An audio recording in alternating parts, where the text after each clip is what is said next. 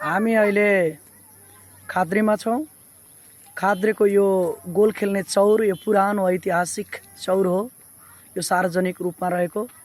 यहाँ जति बेला फुटबल लगायतका अन्य कार्यक्रमहरू हुने बेलामा यहाँ बस्नका लागि त्यहाँ आधुनिक रूपमा अहिले संरचना थप गरिएको छ।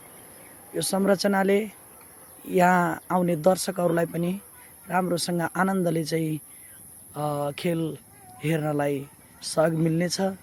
हामीले यसरी सार्वजनिक रूपमा यस्ता चौरहरू बनायौँ र खेलकुदका लागि महत्त्व दिएर यसरी चाहिँ चौरहरूमा यो खालको खेल व्यवस्थापन गर्ने यो खालको योजना बनायौँ सबै ठाउँमा भने हामीलाई हाम्रा बालबालिकाहरूले पछिसम्म पनि दीर्घकालीन रूपमा यसको फाइदा उठाउन सक्नेछन्। अहिले म देखाउँदैछु यो गोल खेल्ने चौर।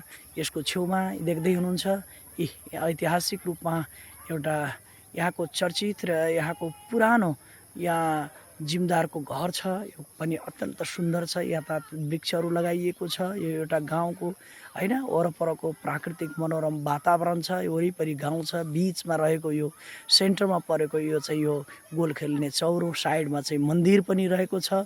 शौचालय पनि छ। यहाँ सार्वजनिक रूपमा खेल खेल्नका लागि मैदान पनि व्यवस्थापन गरिएको छ। धन्यवाद।